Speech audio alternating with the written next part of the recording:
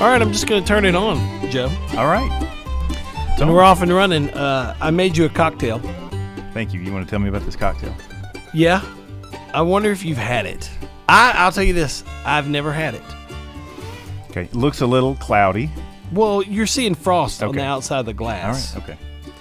And I thought because we are civilized gentlemen, we would drink out of coupes. Well, if it's appropriate to do so, based upon the drink, then that's the case. Here you go. I'll have you pour that. I'm gonna strip us a couple of orange peels. Okay. Because you want to lay a little orange peel. This says right across the top on the top of it. Yeah, I know. I'm not real sure why. I'm hoping that this does not bring me pain. No, it won't. You did a good night, buddy. You picked a good night for this. I know. Weather turned out good. Mm-hmm. You know, I look at this as kind of your tryout for potluck what do we call it?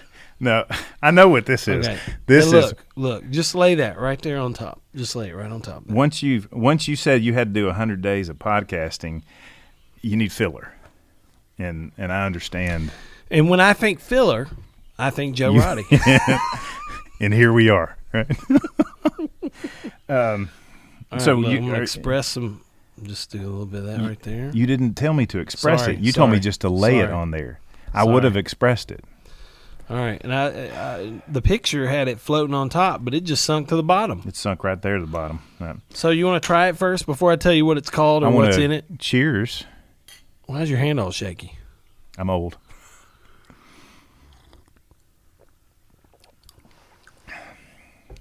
Never had this drink before.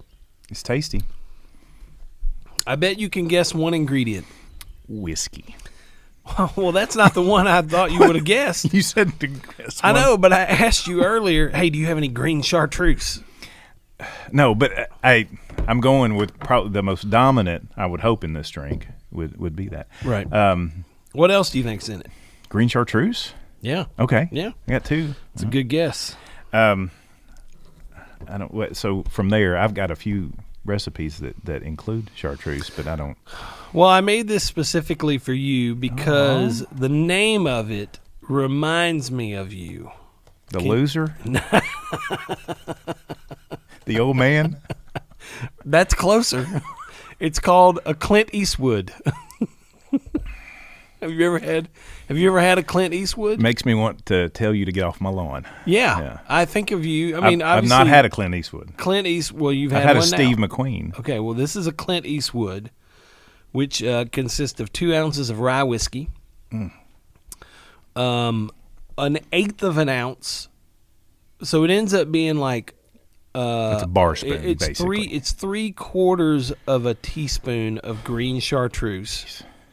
Which I'm going to tell you right now, you can't find. That's what I was going to say. Green chartreuse right now. There's like a worldwide shortage. And of apparently green it may be chartreuse. going away forever. Well, and do you know why? I don't. We probably have not raised chartreuses.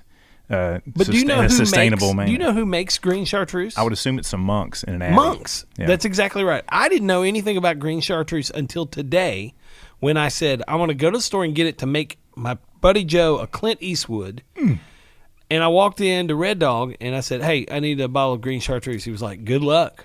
Hadn't had it in months. We might not ever see it again. That's crazy. The monks have decided not to make it anymore. Oh, we need to get some new monks. And I was like, what? And so I ended up I went to 2 other stores. I called another 10. 10. Nobody's got it. So time. Nobody's got it. Our friend, I always say Tarak. I hear other people say Tarek. I've always thought it was Tarak. I think it's Tarek, but I think as long as you call him and send people his right, then you can probably. So call I called him, Chris. and he, of course, because I thought if anybody's going to have it, he's going to have it. Yeah.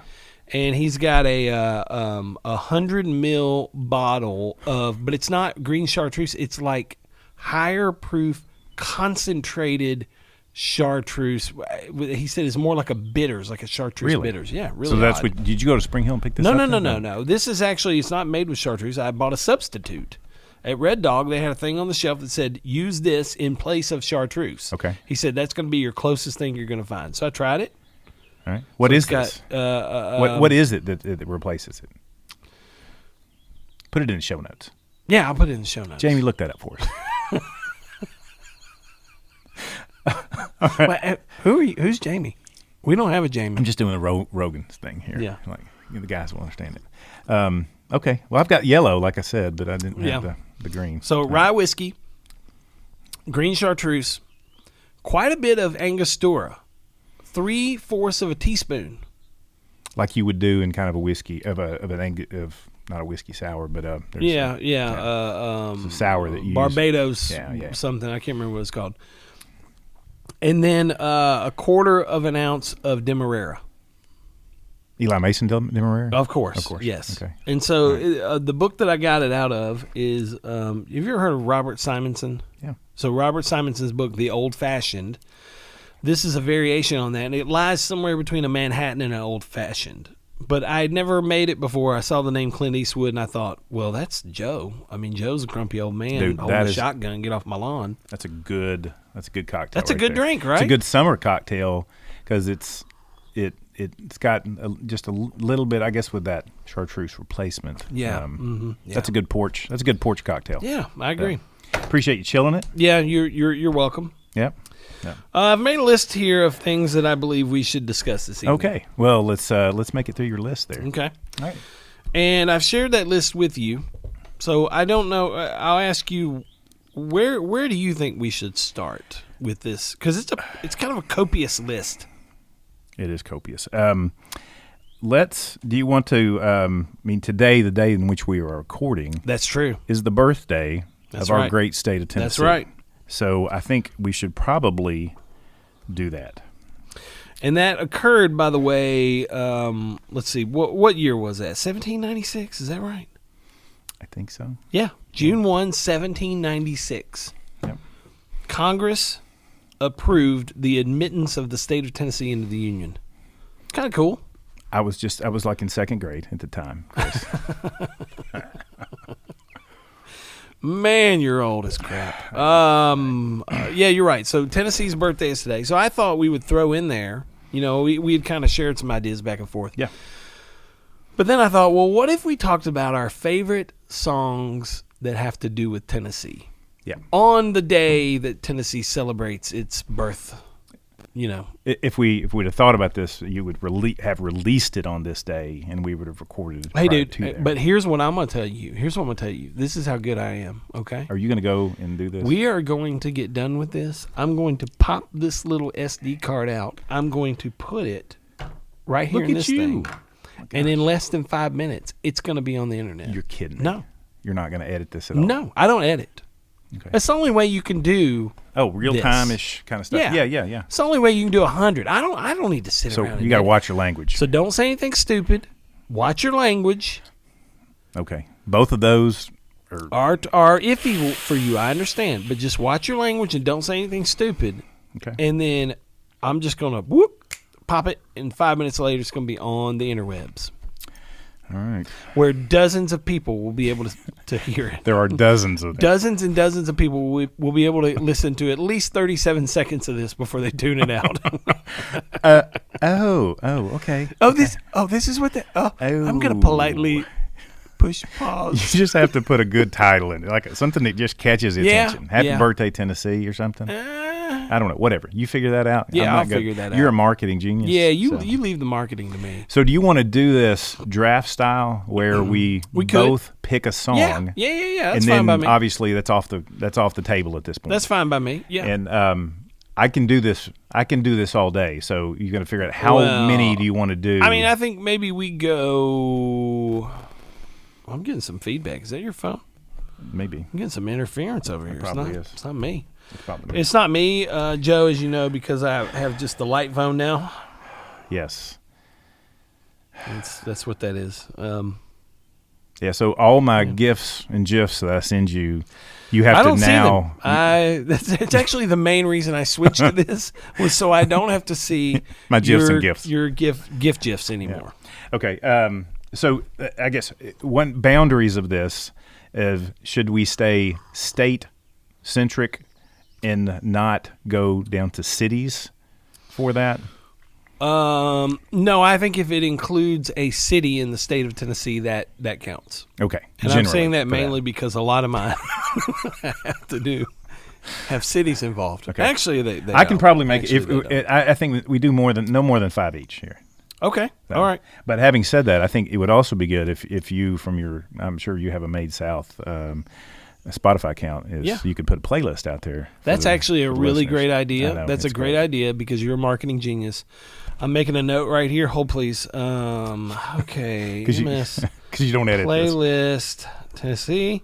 All right, I'm going to do that. So that'll be up by tomorrow. I'll send you a link to my songs. Yeah. You can add to those and then create your own playlist. That's a great job. If you could do most of the work for me, that would be awesome. Yes. And then I'll take all the credit. That's why you're a marketing genius. That's what I like to do. All right. And since you're a guest, you want me to go first? I'm going to let you have first pick. Okay. So this is not necessarily in the order of, I think, kind of statewide importance of somebody, because I think there's some obvious ones, and I'm not going to go with the obvious. You're not going with like Rocky Top? No, I'm not going to start with Rocky Top. Oh, you're not going to start with Rocky Top. Okay. If you take it, then it's off the board. It's off the board, okay, and I can't take it for that. Gotcha. So I am going to start with a song called "Sweet Tennessee" from Judah and the Lion. Yeah. Is that on your list? It is. Was it top of your list? No. It's not at the top of my list. Okay. Yeah. No. And the reason as I'm thinking through Tennessee related songs, there are some songs who just reference Tennessee. Sure. Right? I've got some of those. Right. Right. And then some of those that embrace Tennessee. Yeah. And so this is this is earlier kind of Judah and Lion before they got a little bit kind of emo-ish kind of stuff with this. Right. So love the song, love the lyrics, puts down Alabama, perfect. Yeah, Sweet Home Alabama, I'll never sing. Exactly. That's my favorite line of that song. Yes. So, which, by the way, I love Sweet Home Alabama. I think it's a great song. Yeah, but I love the fact that we're setting boundaries. Right. So yes, great band. Yeah. Great song. That's the first one I'm taking. Yeah, in that's the interesting. draft. That was on my list. Okay. Have you ever seen the video for that song as an aside? I think I have. Where they have like all the jugs of milk and the cookies. Yes. Dude, it's a really weird, cheesy video. A bunch of college kids made a video. Right? Yeah. A bunch of hipsters drinking milk mustaches, and chocolate chip cookies, and they have like a folk hoedown. It's like they're all. And I think maybe looking back, they may go, "Oh man, this chant's cheesy." Well, yeah. I mean, but what are you gonna do when you're at that point in your career? Yeah, I mean, that was early. But at this point, if you're paying attention to videos, then that's true. That's true. I have a good milk story related to that kind of stuff that I'm not going to tell right now. You're super old, bro. I mean, you're like, you come around with milk stories? I got a good milk story. Really? Well, who doesn't have a good milk story? I got a great banana story when you get a moment. I'd like to tell you my bread story. My bread story. Hey, I got a good water story for you. Wow, you're full of them. Okay. Okay, I'm going to go. Then that's off the board. I got to strike through that here. Let's see. How do you do a strike through? I don't know what application you're on. No, you don't do that. Okay. I'm going to go with, it's funny because I believe they share the same manager. You're going to go with Tennessee from Drew Holcomb? That's exactly right. Yeah, that's exactly right. I mean, if you talk about a song that embraces Tennessee. That should be it probably is. We wouldn't even know. It probably should be the state song. It probably should be. I would vote for it. Tennessee Waltz is probably the state song. I was born here and raised here, and I'll make my grave here. Boom. It's home. Yeah. It's Tennessee. Yeah, I love that song. I love that song. Oh, gosh, it's Again, so good. Embraces the state more than references the state. That's exactly right. And I'll tell you, I'm getting a little misty-eyed just even thinking about that song. Such a great song. Yeah. So, love them. That's my number one pick off the board is Tennessee by Drew Holcomb. Okay. Which, by the way, was on this podcast a long, long time ago. Yes. And I've lost the audio. Are you kidding me? No, I'm not. I'm not kidding you, dude. So the first iteration of this, I think I started like 2016 or 17. I don't remember what year it was. And I had Drew. I had Alton Brown. Yes, you did. Odessa Settles. You need to download them from online and then save them. Seriously. No, I shut it down at some point. So the they're not even out there? They're not even out there. You can't go find them. Chris. I know. And I can't find the audio. I would love to put them out there, re-release them. But oh, my God. He and I polished off a bottle of Pappy Van Winkle 23 year. Oh, my gosh. And Okay. He sent me a picture of that the other day. I can't believe that you don't have that anymore. That's good audio right there. Can you hear that? You can edit that out. Yes. Oh, I'm sorry. I didn't realize you could hear it. All right, that's my number one pick. Okay, well, those are modern songs, so I think we've got to switch it up a little bit. Okay.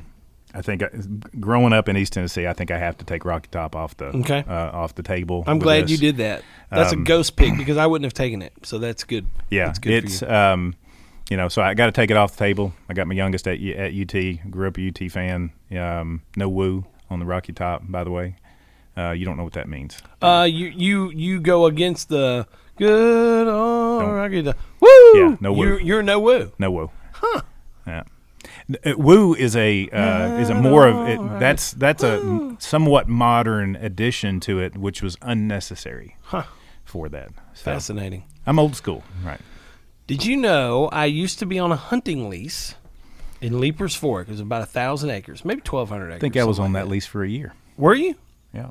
And the owners of that land were the kids of the gentleman who wrote that song.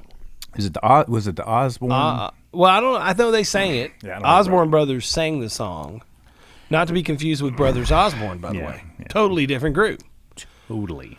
Osborne Brothers sang Rocky Top originally, I believe, but I'm not sure who wrote it. I don't know. But they're the children of the songwriter. Yeah. So be interesting to know that because that way you could on Spotify report an error of not having it written by. In there because it's not out there, but it doesn't say who it's written by. Not on the song credits, but I mean, that's an old, almost probably in public domain at this time. Right. That's probably why it's not out there anymore. Fascinating. Because if you put the name in there, you got to give money. So they probably, if it's in public domain, they probably wipe that. So we could have included a clip of Rocky Top right here if I'd wanted to. In public domain. Yeah, I mean, I'm saying it's probably no. Public You said domain. It. You're like my attorney, my doctor. Yeah. If I'm your attorney, you're my proctologist. You're my heart doctor. You're everything. You're screwed. Right? You're screwed. Okay, you took Rocky Top. Yes. All right. I'm gonna go. This is one that I think is of the first. It doesn't embrace Tennessee. But it mentions it, and I think one line embraces it pretty well. Okay. And that's Tennessee Jed by the Grateful Dead. Now, have you heard this song? It's on your list. All right. Now, yep. I'm not a Dead fan, so I prefer the version that Levon Helm sang on his. I can't remember if it was Electric Dirt. I don't remember what album it was. I know what you're talking about. But Tennessee. There ain't no place I'd rather be. Yeah. Take me back to Tennessee. Yeah. I love Tennessee Jed. Yeah. I didn't listen to the Grateful Dead growing up because I felt they were a little bit scary.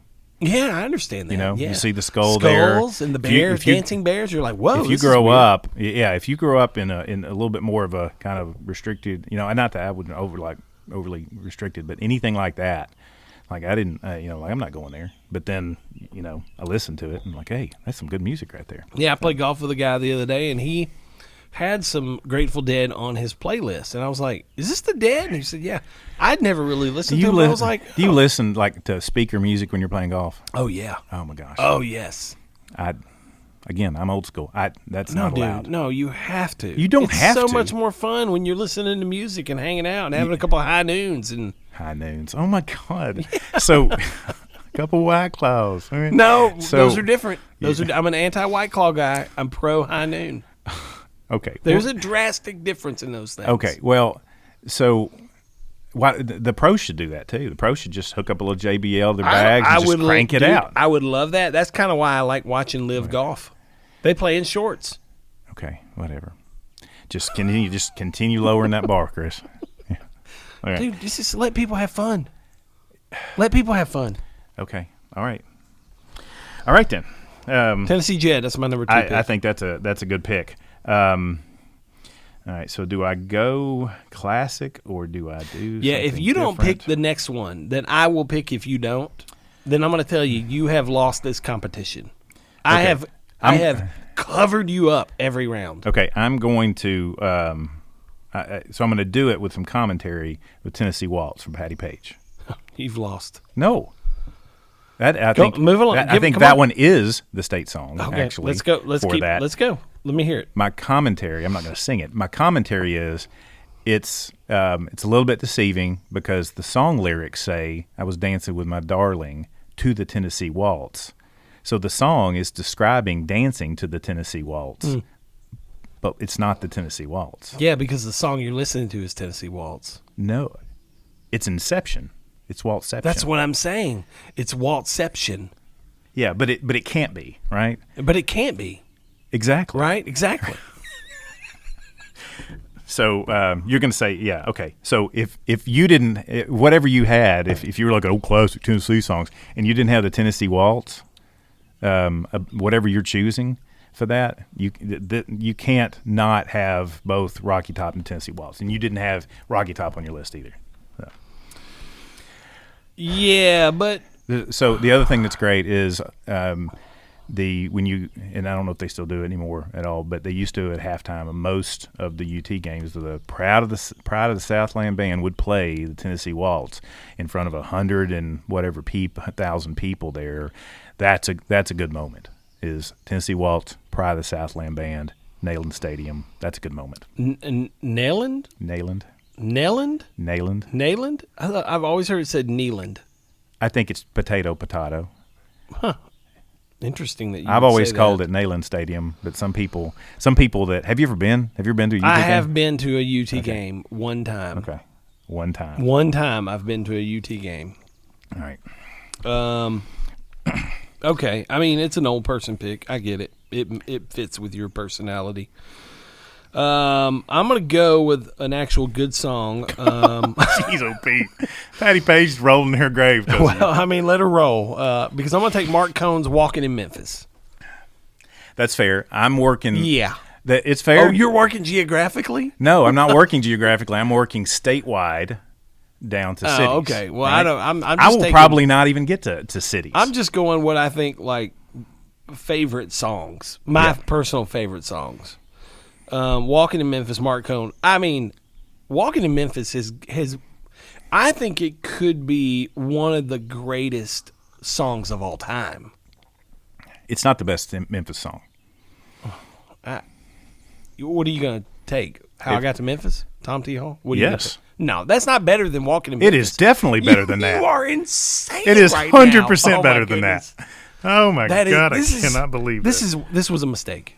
No. Can we just pack this up? This is gold, baby. Gold, Jerry. So, Walking in Memphis, I think I've just always loved that song. 10 feet over Bill. Walking with my head 10 feet over. No, walking with my feet 10 feet over Bill. You don't even know the lyrics walking of the song. With my 10 feet over Bill. I don't know. But that's such a great song. I don't know lyrics. It's a great song. But he's floating through Memphis, man, from the time he lands. Is he floating or is he walking? He's floating. That's why his feet are 10 feet off of Bill. He's floating. I don't even think you know the lyrics to this song. No, man. Listen, Walking in Memphis is fantastic. And my favorite part, oh man, where he sits down to play the piano with the lady. Oh, yeah. And she says, son, are you a Christian child? He said, ma'am, I am tonight. So good, man. So good. Walking in Memphis, that's my third pick. Okay. All right, that's I am destroying you in this game. You are not destroying me. In a subjective listing. But we know it's not subjective. We know it's not. Okay. Well, jump into in the comment section with who won this, but it's not over yet. By the way, I'm loving Clint Eastwood's. I love the man. I love the drink. Yeah, amen. Yes. All right, okay. Yeah. Rest in peace, Clint. He's all right. He's not dead. No, he's not dead. I was kidding, Clint. Okay. Yes, he's listening.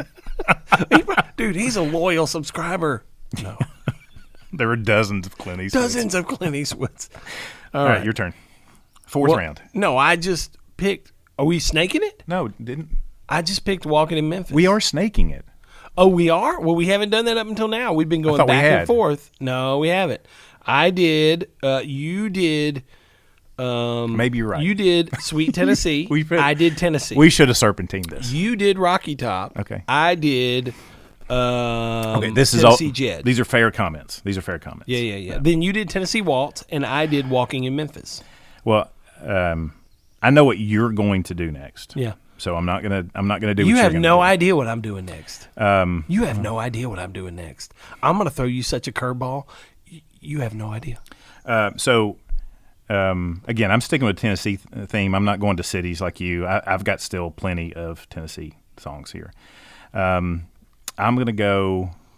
I'm gonna go Margot Price with the Tennessee song. Oh my goodness! Just throwing a little curveball in there. This is too easy. Great song. Too easy. This is an exhibition, not a competition. Here. What? Can you pick that up? Can you hear that? Oh yeah, we can hear that. Okay. Yeah. All right. So I think that it's But great. why? Why do you like that song?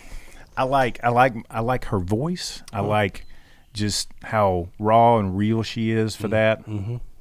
Got Tennessee in the name of it. No, I did. No, I. That was honest. No. I. It's not as Chamber of Commerce-y as Drew's song for that.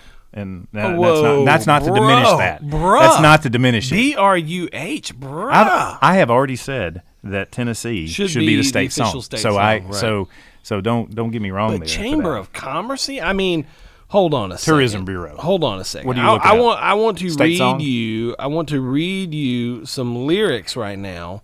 From the song you've chosen next. Oh, no. Let's see here.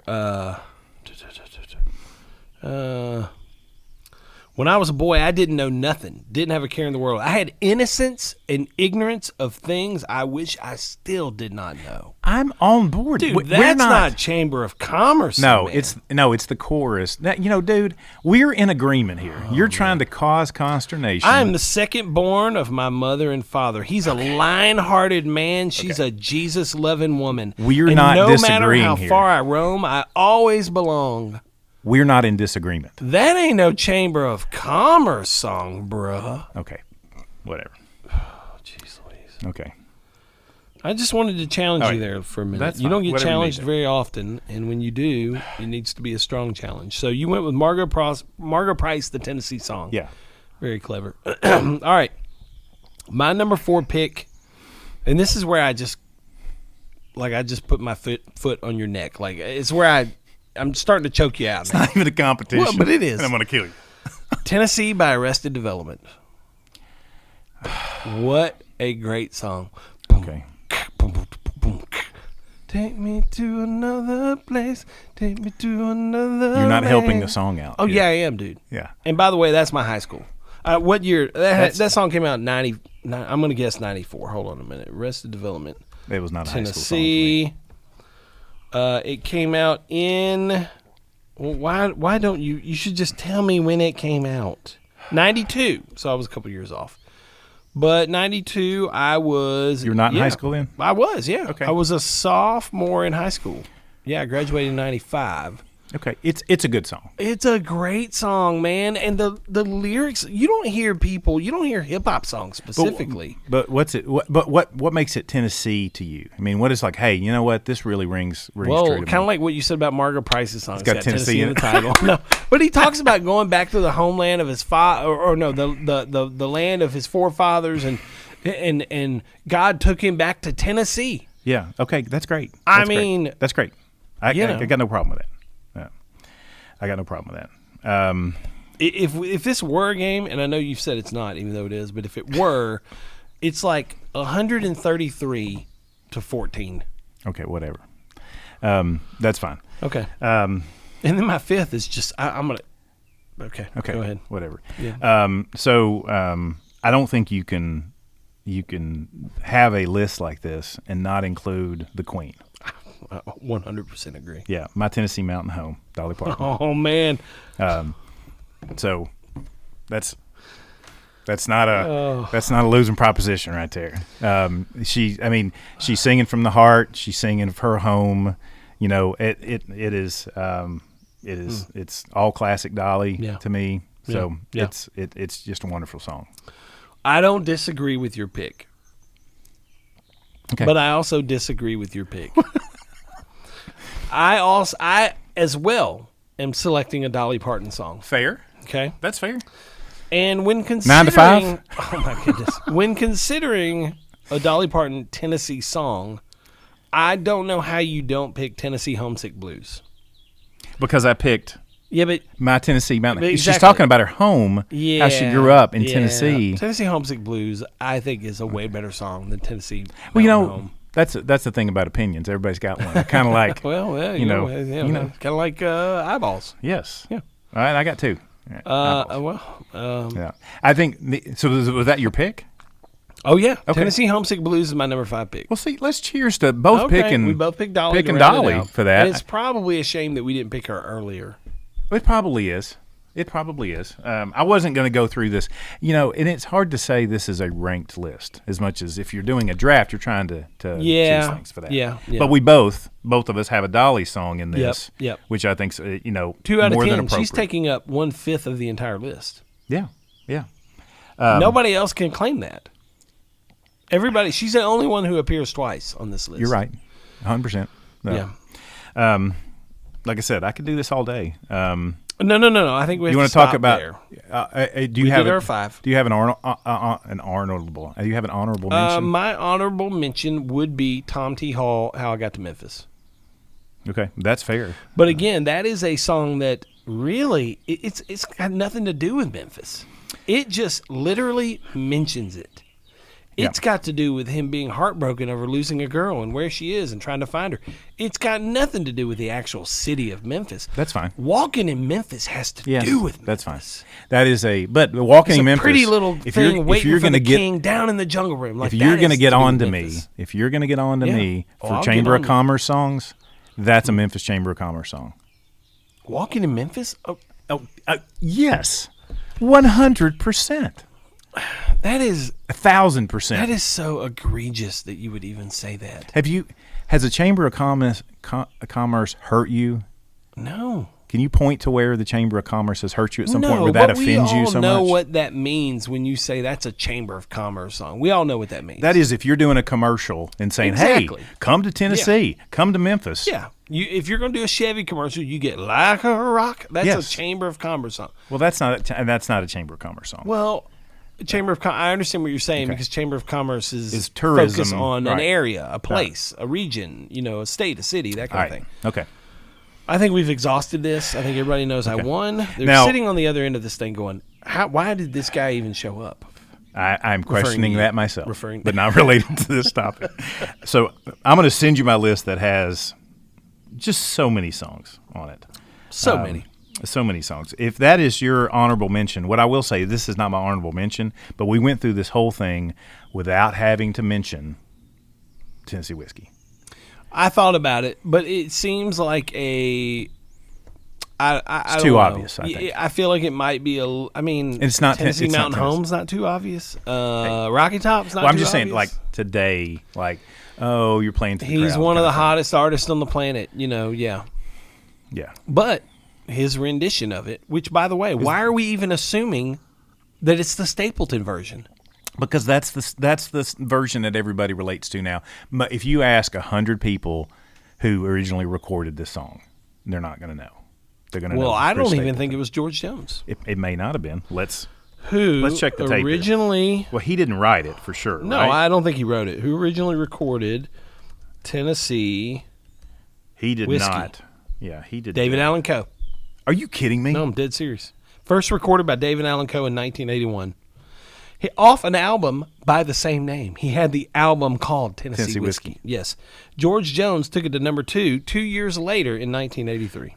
I love the fact that in 60s, 70s, 80s, people recorded songs multiple times. Yeah, all the time. Love it. And Yeah, it wasn't all the time. And they weren't covers. No. They were just their version of it. Yep. Now there's some downsides of that because there were, African American artists who recorded things, and then the white artists would come in and do it and get all the money for it, and those kind of things, and Little wouldn't get the Richard. credit.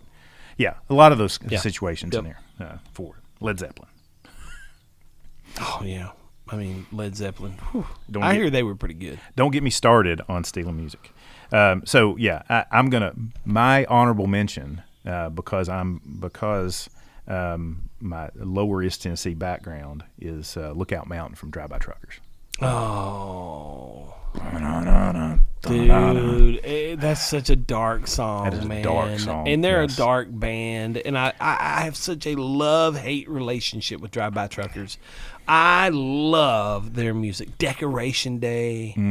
Lookout Mountain, like Outfit. I mean, a lot of those end up being Isbell songs, right. but you know, I don't think he wrote Lookout Mountain though. No, absolutely. No. I think that was a Patterson Hood song. I think.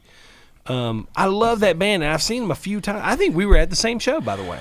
Were we at that show, the Hold Steady? We Drive were By at Truckers. the Halloween. Halloween. We did the not know Roddy. each other. No, I don't think. But we were both at that show that night. I love their music. But man, I don't like the way it makes me feel. Go to a dark place. Yes. Yeah. It takes me to a dark place where I had to turn it off. Now every now and then, you got to be in the mood for it. when it's nighttime, I'm coming home from somewhere, it's dark, it's cool outside, I can roll the windows down, drive on a back road. I love me some Decoration Day. Yeah. Something like that. You got to be in the right headspace for that though. Yeah, but man, it takes me to a dark place, and I don't love that. Yep. Don't love the way it makes me feel. I get you. Okay, well that's an interesting. But you got to feel those things sometime in order to put everything in context. I understand that. Okay. Well, let's talk about this next, okay? Okay. What's this? Yeah, I want to talk about how you cried on Easter. What? Oh my gosh, I told you. All I know is that I ran into your son, your oldest, who graduated from the University of Kentucky, by the way, not Tennessee. Yes. You guys And he told me, yeah, Dad broke down and started crying like a baby on Easter. No, I had some scripture that I wanted to read when we were doing our Easter meal for that. Got me a little geflimped, and I shed a couple tears for that. So I'm not going to apologize. Oh, I didn't say you should. Yeah, I just want to talk about the fact that family. You did. I understand. Yeah, I love that about you, Joe. I love that you can be vulnerable and emotional. I contain multitudes. Yeah. That's kind of weird to say. Well, you should. I think that's also what Henry David Thoreau said. Well, I understand that, but I thought he was a little weird when he said it too. It made me. Were you hanging out with him in Massachusetts? Yeah, and like, Hank. Dude, I called him Hank. You need to like tone it down, bro. I was like, bro, Hank, chill, bro. By the time I come out from that cabin, chill. Okay. Get some vitamin D. Come out here out of the shade trees. He's probably not the one who said that either. But is he not? It's either him or Ralph Waldo Emerson. So, but regardless, doesn't matter. Somebody's going to fact check you and give you a 1-star rating because of this. Yeah. No, they're not. Can you believe those? Do you turn those off? Yeah. Those never see the light of day, bro. I'm smarter than that. Smart marketer, Marketing genius. Ignore the haters. Yeah. Okay, so you did cry on Easter, but I understand it. I mean, around family, reading some scripture. It's the day our Savior's risen. I understand. I get it. Yeah. I can appreciate it. Yeah. I just wanted to bring it up. I just want to I want to take you down a notch or two for that. I'm not even taking you down a notch or two. No. Well, I appreciate you appreciating my my vulnerability from time to time for that. That's okay. All right, this is the segment in the show, Joe, where I open it up to questions or concerns from you, my guest. Questions or concerns. Yeah. So, do you have any questions or concerns? Or they're like things that you go, hey, dude, wait a minute. You texted me this other day. What does that mean?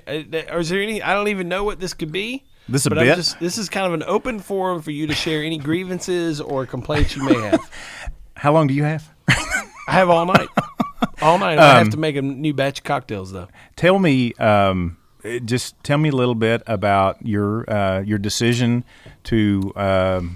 Is it part of the Amish tradition to go to a light phone now? Okay, all right. Or just tell me about your light phone decision for that. Yeah. You can't get any images at all, no, right? No. So tell me why you have, as a marketing genius, why you've chosen to do a less than a flip phone. I guess. Your old person glasses are fogging up, by the way, so you need to wipe those down because they're kind of grossing me out.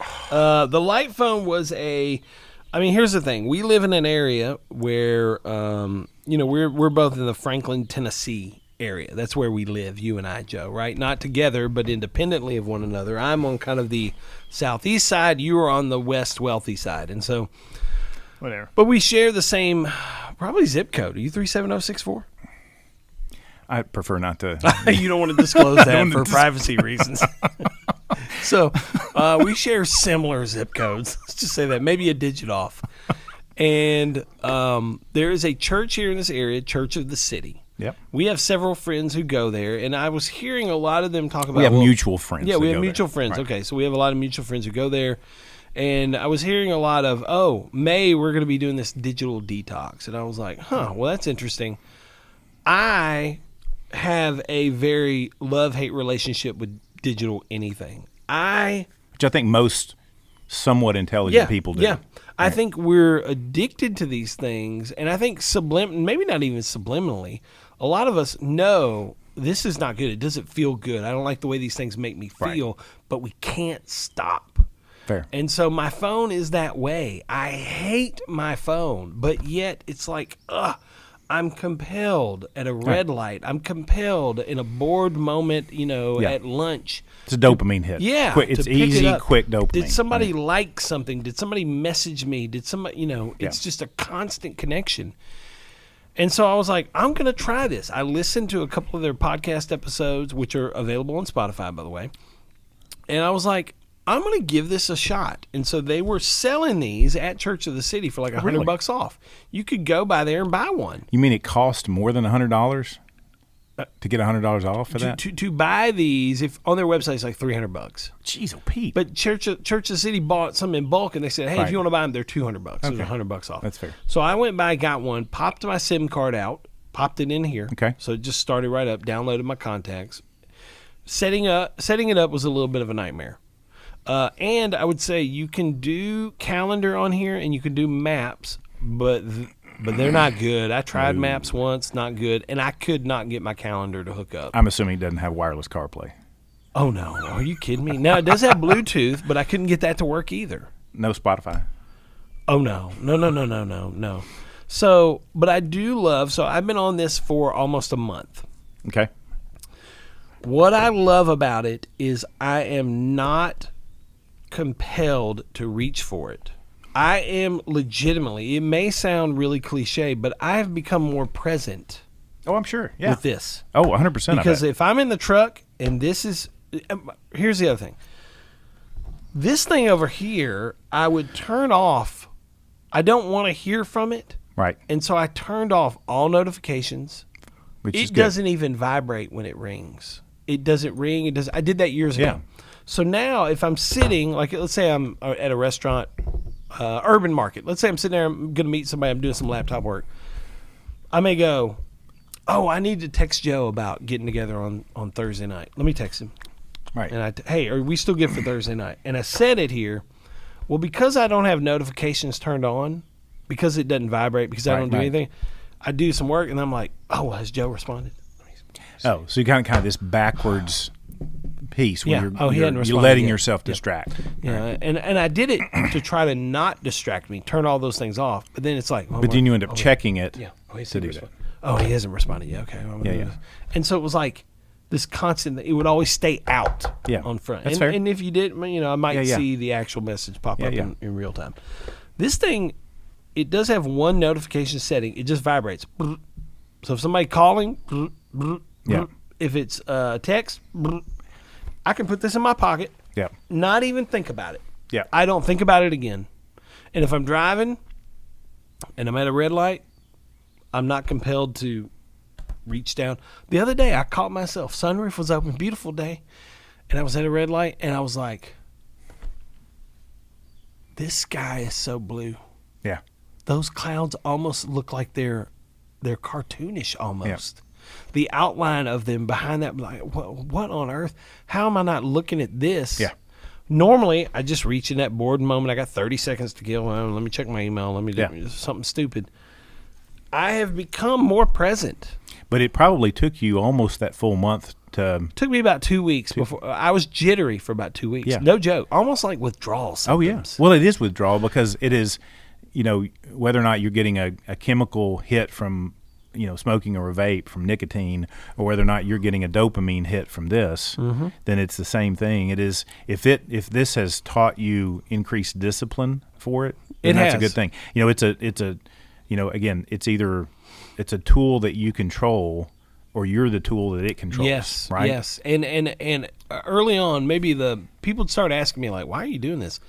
The language I kind of formed in my head is, and this is real, when the iPhone came out, I think it came out in 2007. Yeah. I got it the day it came out. Did you really? Got it the day it came out. I have never not had an iPhone since 2007.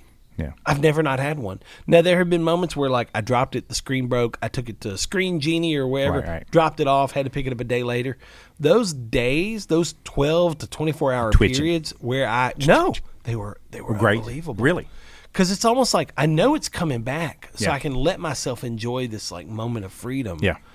But this switching over and going, well, I'm not going to touch this thing for 30 days. It was like, I was jittery for a couple weeks. I think the problem also within this has been that the Instagram, the Facebook, or whatever, they've now fine-tuned it to addict you, right? Because they want you on that as much as possible for that. And it's hard to do. In your situation as a marketing genius, you've got to both run, because I would assume you probably get a lot of business through Facebook, Instagram ads, those kind of things.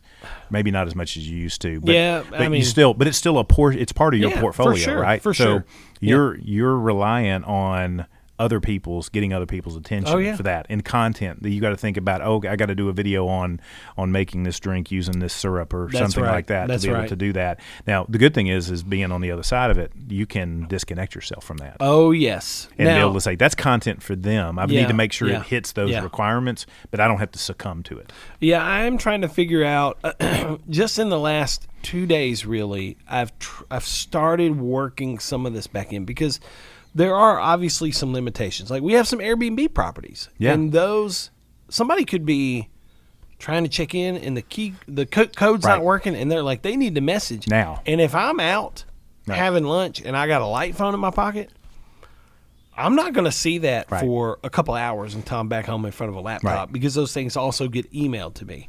So that's a little bit of a limitation. I've been trying to figure that out. And, Waze.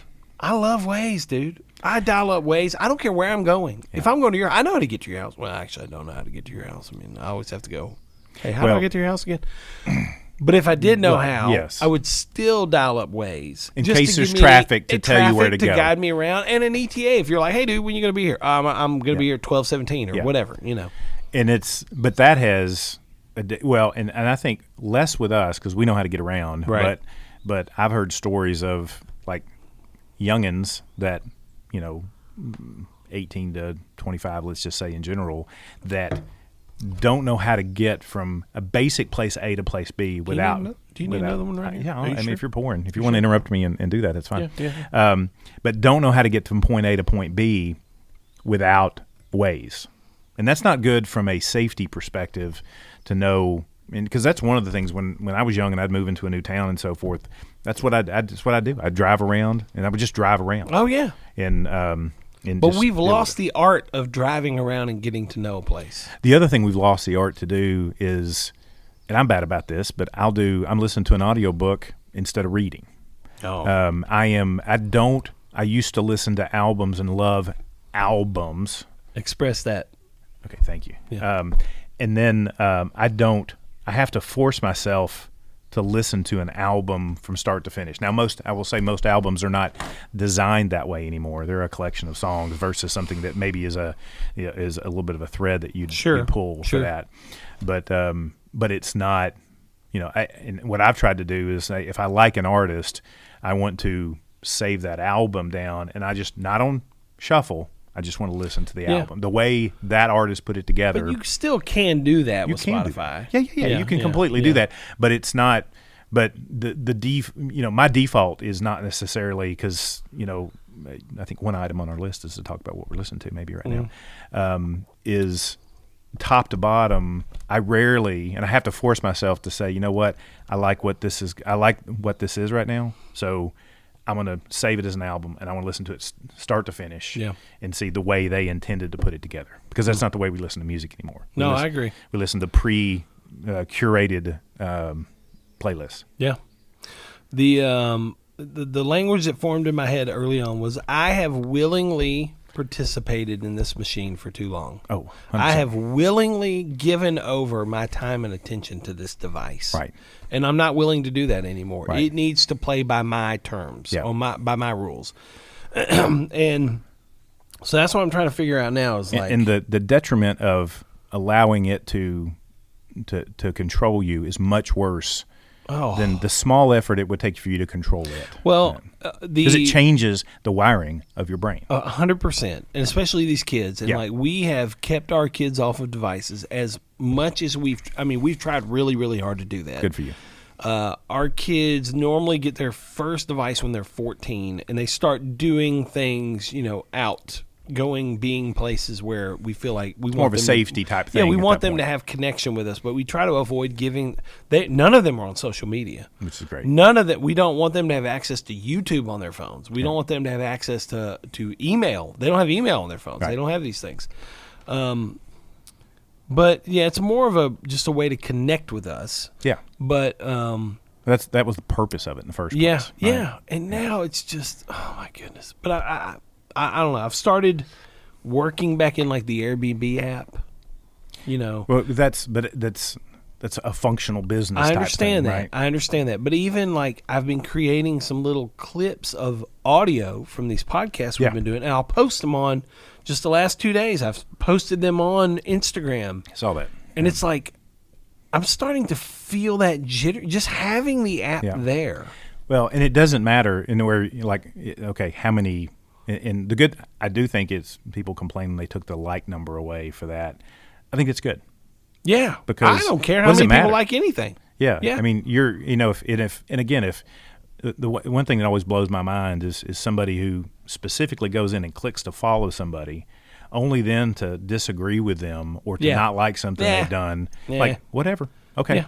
That's Move fine. along. That's fine. You chose to do this. Yep. Nobody forced this upon you. That's This exactly wasn't. right. This isn't the U2 album that was put on your device years ago. You remember that? Oh, that was so intrusive. Don't get me started about U2. Oh, Bono's coming on the show soon. I bet he is. I bet he is.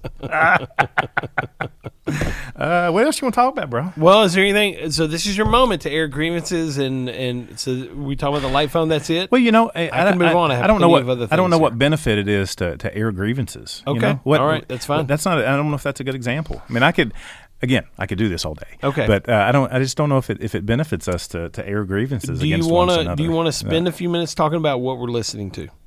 Sure, we can do that. Because I only really have. You haven't been listening to anything because you got to. Dude, it's been really hard. I'm listening to a lot of actual radio. Yeah, radio's horrible. But I will say, here's what I found myself doing when I do have those free moments. If I'm doing work, I'm on the laptop and answer an email, and it's like, okay, hey, I'm gonna take a break. I'm gonna eat lunch, make myself a turkey sandwich, something like that. I'm sitting there. I'll pull up YouTube, and I'll pull up a video of someone that I want to watch singing a song live, and then let it give you something next. And so I have three people who I've watched my last month of this kind of digital sobriety. Yeah. When I have gone to a desktop or laptop device to watch a musical piece of video. Yes. These are the three artists that I'm viewing the most. Tell me more. I haven't been listening to a lot of them. Well, let's back and forth on that, just like I did with the Tennessee thing. So what you doing there, bro? Okay. One of them is someone we know we don't know them very well, but Tyler Childers. I've been watching a lot of live Tyler Childers. Have you seen this kimono kind of goodness. Are you kidding me? This thing he wears on stage? Specifically when he's doing not the Trinity. What's it called? The Triune God. Ways of the Triune God. Oh my gosh! It's unbelievable. It's unbelievable. If the Spirit does not fill you, yeah. during that song, I don't know. I just don't know what's in you. He's so for good, that. man. He's so good. It's the voice. It's how raw it is, how real it is. Yeah. For this, and and he's changed too. Right? Oh, he's changed a lot. He's changed a ton for this. Just like anybody else has, right? For it, but Sturgill changed, right? Everybody modified, twists. I think and turns Tyler a has little changed bit. for the better, though. I don't know that Sturgill has changed for the better. I don't know if he changed for the worse. Well, I would argue he has. Well, that's Well, it's your opinion. Yeah. You know, but I think Tyler has matured. He's become a little more polished, but not in a bad way. Not in a commercial, not a pop way. Right? Not in a commercial polished Not way. in a Tay-Tay kind of way. But he's just more mature. I think he's more mature. I think that's a good way to put 100%. it. And dude, some of his live sets, I'm trying to think I can't remember. Stagecoach maybe is one that I've watched a lot of. His set at Stagecoach either this year, probably last year. I mean, just so good. Yeah. So good. And I mean, Shake the Frost. Oh, dude, Shake the Frost. I don't. To me, that probably. I could also argue. I think that might be one of the greatest songs ever written. Top 50 for sure. My personal top 10. I don't know how you can listen to that song and go. Lady May is. I mean, but there. I mean, but we're you know. I know. You're sitting here. You're hitting the corners of this for it. He's wonderful. Oh, and he's so good. And since I guess. That album, My Hounds Go to Heaven, that's this year, I guess, is a new one from that perspective. Did it come out this year? Or into last year? Yeah. I don't know. Maybe. Whatever. Doesn't really matter, right? For that. So have you, I'll go. Noah, is it Khan, I think is the guy's name? Are you familiar with this at all? Never heard of him. So the kids like this guy. The kids? Who are the kids? Youngins. So Can I Take My Hounds to Heaven, by the way, came out last September, so 22. Right. Yeah, that's fair.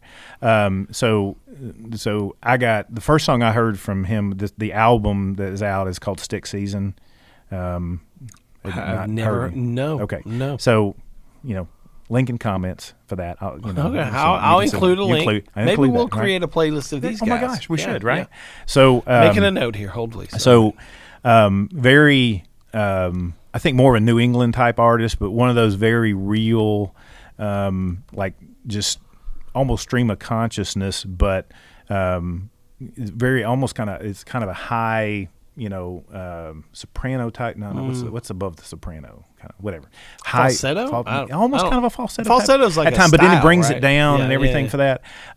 Just wonderful.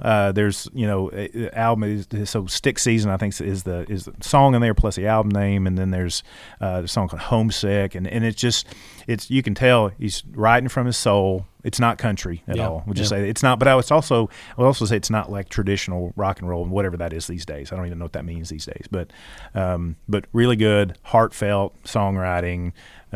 It's right in the pocket. Okay, all right. Noah Noah Khan. Khan. I'm sorry.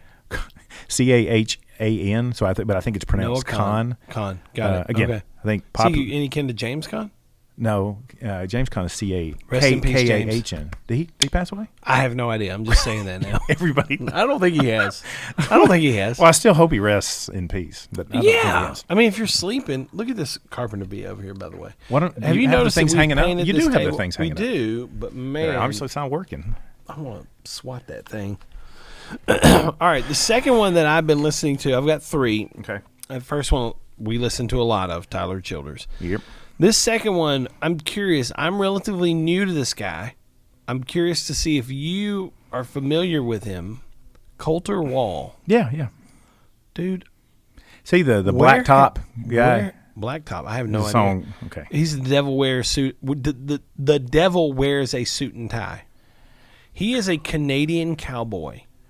Like a legitimate cowboy. Sleeping on the Blacktop is the song. Maybe, like he does cowpoke. I like cowpoke a lot. Like his voice, got really nice. It's almost like if it's like, hey, Sam Elliott, will you sing us a song? Yes. That's a great analogy. Yeah. You look at this kid, and somebody sent me a video of him playing for like some brewery. It's on YouTube. I can guarantee if you searched Coulter Wall, Devil Wears Suit and Tie, this is going to be one of the first videos that pops up. I could not believe the voice that came out of this kid. He looks like he's 17 with a scruffy beard, in this video, scraggly little thing.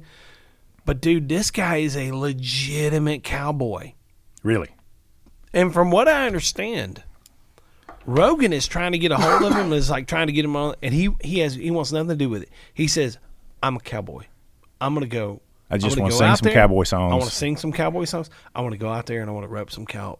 Hey, I want to ride horses. Yeah. I want nothing to do with any of this. We need 1,000 of those people. Yeah, but dude, I listen to him and I just go, wow, where does this music come from inside this person? He's one of the first in a long time that when I watch it, I just go, I don't understand how somebody like this exists. Coulter Wall blows me away. And he's not gonna. I mean, you're not gonna see him on tour, right? I don't think he tours, man. I think he's doing one of it. I looked it up because I wanted to see, and in fact, I'm going to go look here real quick. Coulter Wall. Because I was like, man, is this guy on tour? And I looked him up, and he's doing one show. Probably something he can drive to. Oh, I'm sorry. He's doing the Dusty Boots Festival in Denver, Colorado, July 1. Should be great. And he is doing Under the Big Sky Festival in Whitefish, Montana, July 14th through 16th. And it's sold out. Yeah. So he's like, I'm going to do two things. Yeah. And they're going to be in Colorado and Montana. I can get to them pretty easily from Canada. And I can get home and I can keep cowboying. Yeah.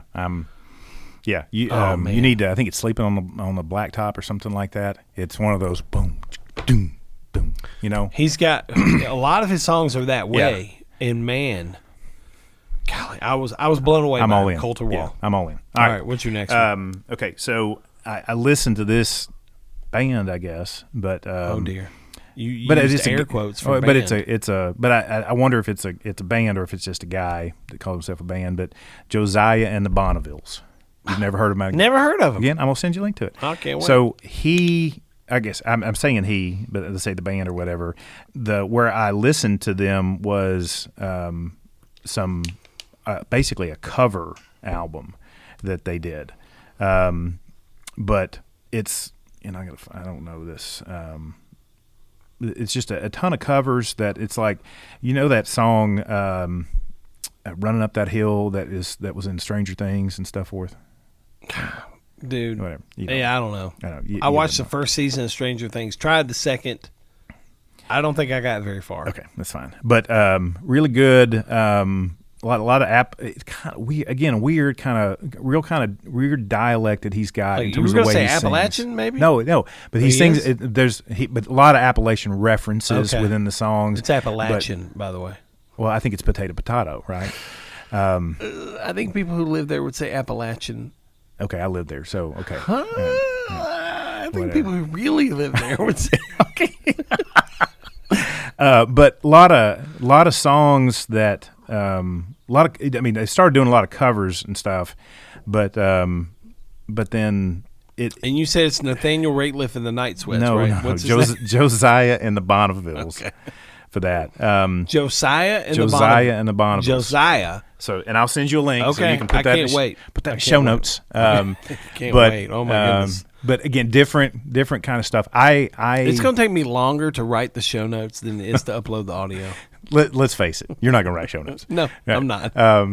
Throw a couple links in here. People have Google. They can look at. They have Google and Chat GPT. Well, but if you're doing a custom playlist for these Tennessee songs, that's fair. You got to put that. I'm gonna include that, and that'll be. But that's fine. But what I do is just. I like to be able to go through my year and say, hey, what was I listening to back in January? Yeah. So I do a monthly playlist you do. of what I was listening to. You're really good at that. I am really good. Yep. And whether I'm listening to something that's old, 50 years old, or whether or not I'm listening to something that just came out today, I put together a playlist, and then I have a yearly playlist of, hey, this is what I listened to this year. And I look for artists that I come back to that are new.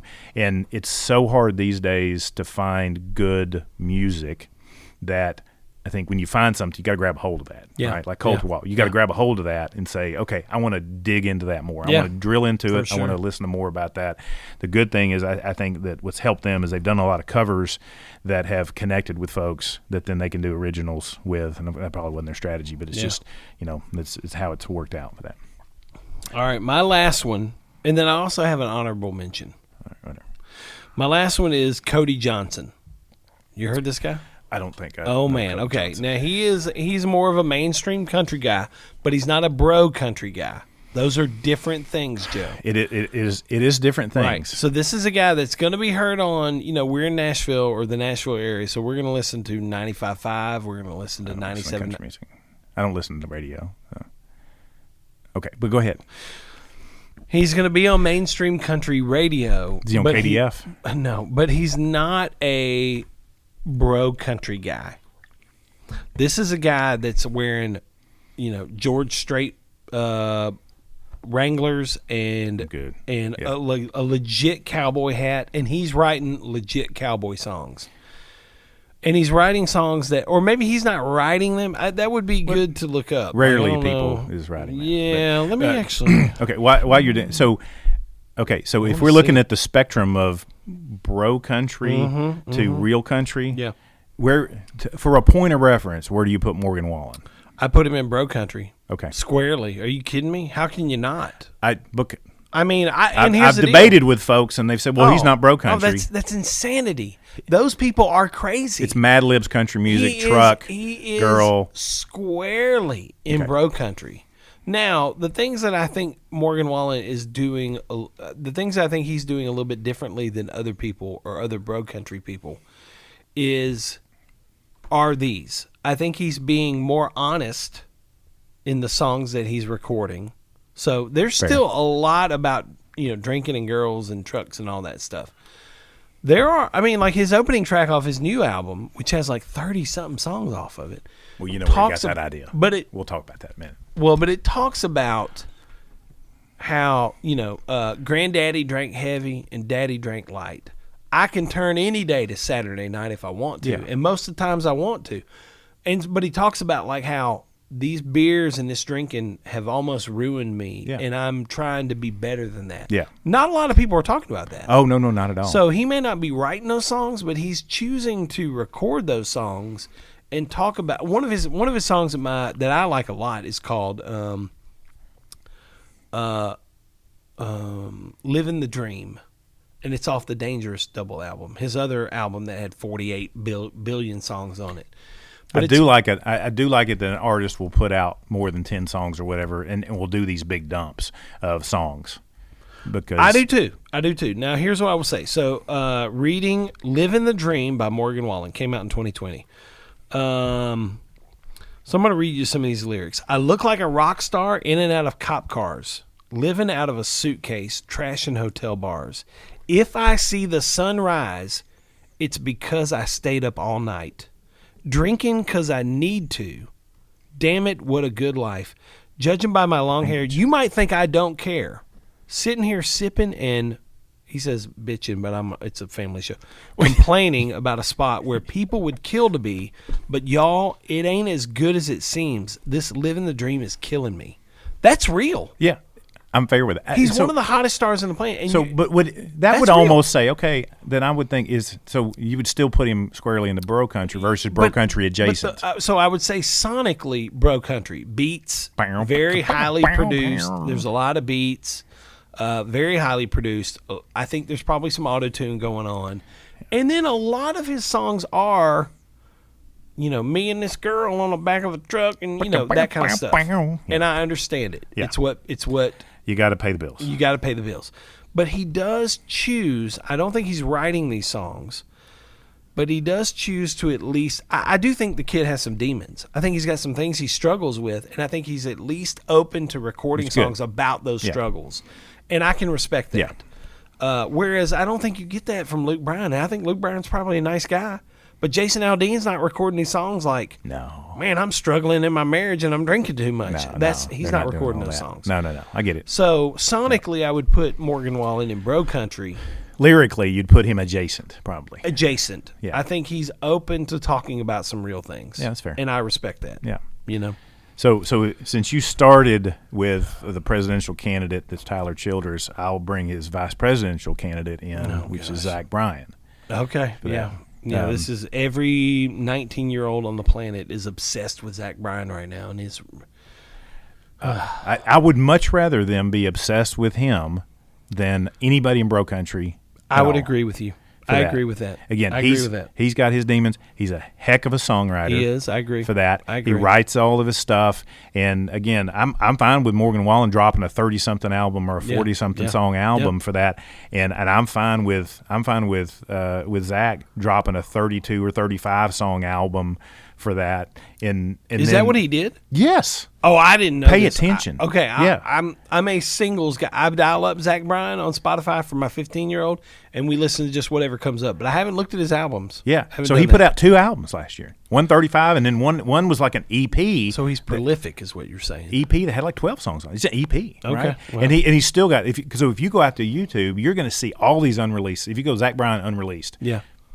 There's a ton of stuff out there that you know is coming soon. Well, he made it on TikTok, right? I'm pretty sure he made it big on TikTok. I don't know because I don't. I might be wrong, but I think he was on TikTok recording songs and releasing them. He was in the military, writing songs, sitting around a campfire, those kind of things for that. And he's real, right? I agree with that. I do think he's real. He's real. I mean, I think they all struggle with some demons, all those kind of things for that.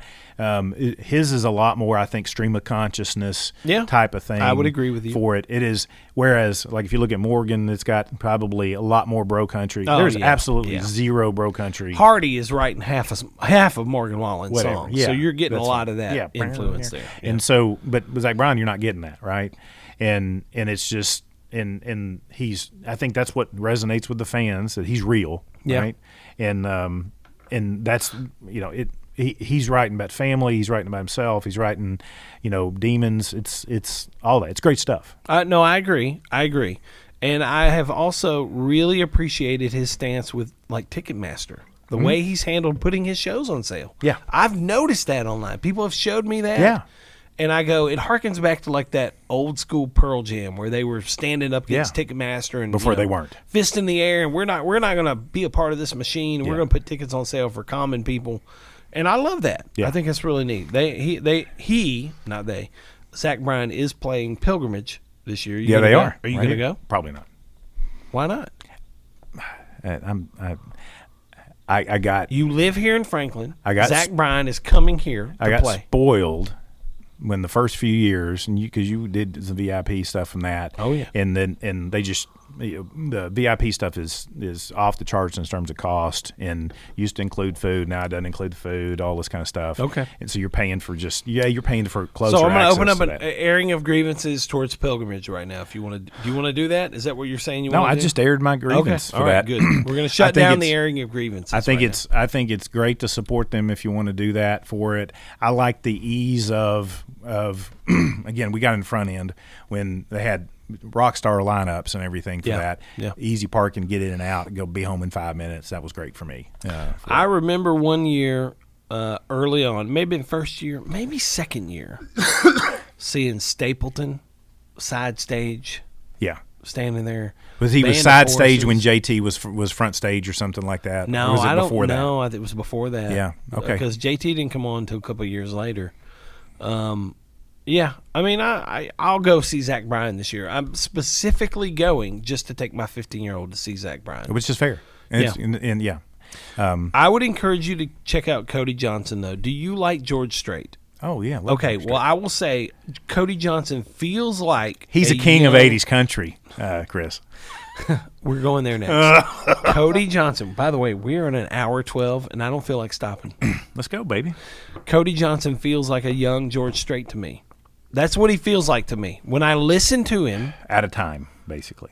When I listen to him, he feels like George Strait wrote palatable, fun country songs. George Strait is not Merle Haggard. No. He's not Johnny Cash. He's not Hank Williams. And you know what? That's okay. But he's in that he's in that Garth Brooks vein of 80s, 90s country. Cody Johnson feels like to me he belongs in the 90s, where the greatest era of country music was second greatest era of country music ever. Okay, we can go right into that because I have a lot of arguments. Let's just go into that for that. So we got to set the stage here. And if this were WrestleMania, this would be the main event. This would be a cage match. Yeah. Right? But I think this would be the main event. Probably. Because we've talked about this for a long time, and I'm ready to settle the score right now. So let's 80s country versus 90s country yes. for that. Yeah. And obviously, I think I will say this because you're still obsessed with I guess it was formerly known as Garth Brooks. What are you now is known about? as Chris Gaines or whatever his name was. Did you know he came to my house one day? That's what I hear over and over again. I will say Uncle a lot Garth. of people have heard that. Sweet Vegas. So I think your judgment is clouded by Uncle Garth. I'm just going to say that in general for it. And that is no ding against Garth Brooks. I think he sings a really good Billy Joel song. Shameless. Shameless, right? Yeah. All right. So so you want to start with why do you think again, I feel like, let me just I'm going to say a little bit here. I'm going to back away from the microphone. You just mentioned George Strait, and how your love for George Strait and so forth. And then you're going to just turn the page and say 90s country is better than 80s country when George Strait was 80s country. Maybe he's still there. But the core George Strait, Amarillo by Morning, All My Exes Living, all that's 80s, okay? You don't have to look it up. It's all 80s, okay?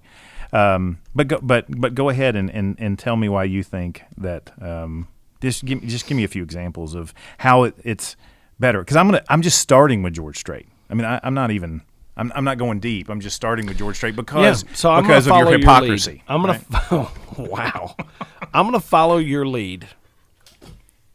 You brought up George. I brought up George Strait first on a different subject, talking about Cody Johnson. But you brought it up because no. But you used George Strait as a weapon. Because it's a standard. No, you used him as a weapon. It's a standard by which to judge artists. As a weapon against me in this argument of 80s country versus 90s country. And here's what I would say to you. I almost can't bring myself to say the word. I will concede to you. And we're done here. I got to go. I got to get on home. That some of the best George Strait songs there are came out in the 1980s. You mentioned Amarillo by Morning. All My Exes Live in Texas. Oceanfront Property. Oceanfront Property. Yes. The Chair. I would concede the that chair. to you. The Chair. Those are four of the greatest George Strait songs ever. I think what you did is you watched Pure Country in the 90s and you thought, can't get a better movie than that. Hold on. I want to list some songs to you.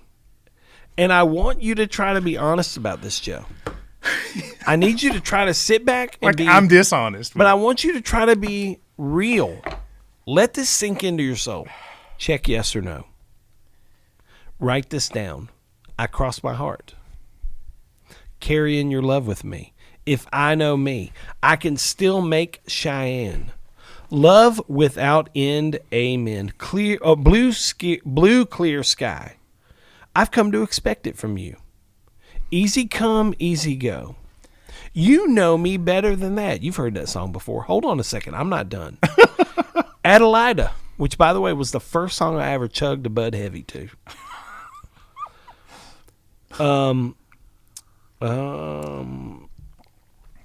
That's I'm probably done. Hold on. Here's what I would say. You get to speak. Those are a lot of really, really good, very popular George Strait songs. I had about 8 or 9 of them on my fingers right there. Yeah. I don't know that you can say that he's an 80s artist. You can't say that. Well, I can say it because that's where he made his most classic songs were 80s. Now, did he last beyond the 80s? Well, heck yeah, he did. End, Amen. You can't say that's a classic George Strait song. I'm not debating that he put out music in the 90s. Carrying Your Love with Me. Carrying Your love with me. West Virginia. Okay. Cross my heart. Oceanfront Property. Write this down. No, Check yes or no. Okay. Came out in 1995. But he is at the tail end of his career. Oh, that's insane. I think we have to draw a line at Pure Country, the movie, and say, did this come out after Pure Country or before Pure Country? Well, Check Yes or No came out 3 years after Pure Country. Okay. Well, so you can't say he's an 80s artist. You can't. Johnny Cash did a lot of great things in the 2000s. This would be the equivalent of saying, Johnny Cash is a 2000s artist. He's a 1950s artist. This is Apple. You are apples and oranges right now. Okay. You're not even apples and you're like apples and football right now. So all right, let's go next. I will give you Garth Brooks for the 90s. Hold on. Let's just say George Strait is even a split, 80s versus 90s. Yes. Well, okay. Because he had like 4 or 5 80s songs and a dozen 90s songs. Whatever. Okay. So that's a draw. Okay. So give you go next on a 90s artist. And I'm gonna Brooks and Dunn. Yeah. No. I'm gonna keep my.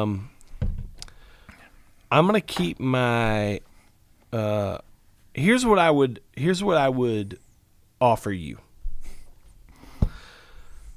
The 80s is full of some of my favorite artists. Okay? One of which, and I'm going to save them for the last. Okay. Keith Whitley. Keith Whitley is only 80s. Yeah. It's hard to beat Keith Whitley. That's a real. That's a problem for me. I wish we had Keith Whitley. Yeah, that's a problem for me. Randy Travis, his The best 80s. songs are in the 80s. I agree with that. Yeah. Then you go like Ronnie Millsap, John Anderson, Tanya Tucker. All of these are artists I love. Okay. This is one, KT Oslin. Dude, I loved KT Oslin. I'd put her in second tier for that. But yeah, I'd put her around like Anne Murray, but I loved KT Oslin, Anne Murray. I love those. Anne Murray's squarely pop country. Now, this is the one that, to me, is the real weight on the side of 80s country. Okay. Do you know who I'm going to say? No, because I've got a long list here. The Judds. Yeah, because if you were going 90s, you'd have to say Winona, right? And I wouldn't say Winona. I wouldn't say that. But I'm going to tell you, when it comes to the 80s countries versus 90s country argument, the Judds, that's your number one piece of evidence for me. I don't even think I'm going to need to talk. Girls' Night Out, Grandpa. No, Why Not Me? Have Mercy. Why Not Me? Love Is Alive. Mama, He's Crazy. Give a Little Love. Rockin' with the Rhythm of the Rain. Oh, my gosh. They Just have some banger, as the kids would say. I love the Judds. Yeah. So it's hard for me. It's hard for me emotionally. Yeah. To release them to the 80s because that's where they belong. Because you have to. You have to. But I have just to. like Randy Travis. I agree. Here's the problem for you, or I would say problems. All right? Outside of Garth Brooks, because he's squarely 90s. Goodness, dude. Listen, it's not even going to. We could talk about Martina.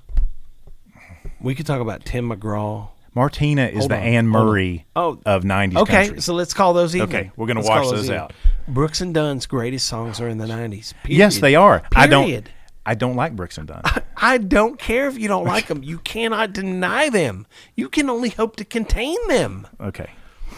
Reba McEntire's greatest songs are in the 90s. Fancy. The Night the Lights Went Out in Georgia. I'll give you Reba. I'm giving you Reba. If you give me Reba, then she balances out the Judds. Oh, no, dude, 100%. No. 100%. No. You can't say Reba doesn't cancel out the Judds. Okay. All right. I'm holding in my pocket one. Diamond Rio. That's not the one I'm holding in my pocket. Diamond Rio, David Lee Murphy. So hold on. I got two in my pocket. David Lee Kenny Murphy. Chesney. His greatest songs were in the 90s. Jeez, Joe Diffie's greatest songs were in the 90s. Alan Jackson's greatest songs were in the 90s. I will give you Alan Jackson all day. I already said Tim McGraw. Trisha Yearwood. What was that? What is that? Oh, it might be my daughter coming home. And then here are my two aces in the hole. And when I say these words, there are 3 words I'm going to say. Two of those are Travis Tritt.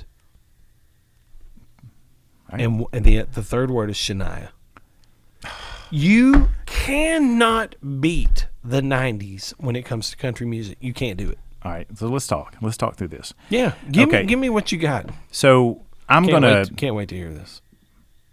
I don't. Okay, I just can't This is even. exactly what I expected. A bunch of mumbling. No.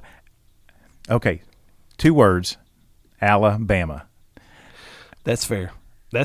Alabama. I agree with you on that. Dominated. So let's say you 80s. canceled out Shania. No. We're not going to do that. We're not going to do that. We will cancel out. Because if we want to go tit for tat, Reba cancels out. Your Diamond Rio is canceled out by My Restless Heart. No, not even close. Oh, oh Not my even gosh. Close. Okay. And I love Restless Heart, but not even close. Eddie Rabbit. Get out of here. Rocking with the Rhythm of the Rain. What else? Driving my I'm sorry, life away. not Rocking with the Rhythm. I love a rainy night. Love a Rainy Night. That's what I was thinking about. Oh my gosh. What was dude. the other one you said? Driving my life away. Okay. Give me one more that everybody knows. Okay. No. Exactly. That's why. No, because I don't have a that's laptop what I in front thought. of me going through this. Well, but you You're would've reading off a laptop. But you would have made notes about it. I Okay. made notes. You would have made notes. Okay. Ronnie Millsap was 80s. I already gave you that. You gave me that. Yep. Smoky Mountain Rain. Amazing. Oh my God, that's such a great song. You're not going to give me credit for this, but you should. Don Williams. You don't. I think he's 70s, dude. You can't put him in the 80s. What his songs? biggest hits? Yeah. Lord, I hope this day is good. Yeah. You know, come on. Yeah. 80s. I will cross out. I can't cross. I could pretty close to cross out Shania with Juice Newton. You are drunk. And The you need sweetest to go. thing Let's I've ever call- known is no, loving no, you. No, no, no. Let's call you a car right now because you think you can cross out Shania Twain with Juice Newton. I can because I don't like Shania. You're wanting me to recognize inferiority, popular inferiority. I believe in you. That was a better song. Yes, that's a great song. Okay, Lord, I hope this day is good as 1981. You're my best friend, 1975. Clint Black. Oh my gosh, Clint Black. Take him or leave him. Oh, take him. Tulsa Time. Take him. Tulsa Time. Oh. That is the best Don Williams song out there in 1978. Don Williams is a great. It Must Be artist. Love, 1978. Yes. Okay, No, great. Okay. All right. Okay. All He's not an 80s artist, man. You can't count one song that Mark you like. Chestnut. Yeah. Okay. Vern Gosdin.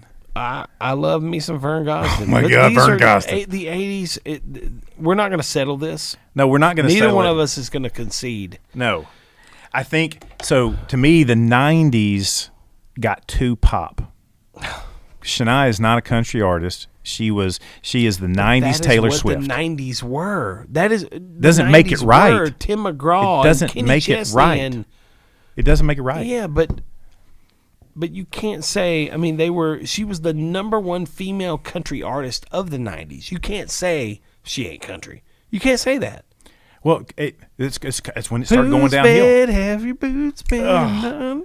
Oh man, I watched that video 1,000 times as a young teenage boy. Whatever, dude.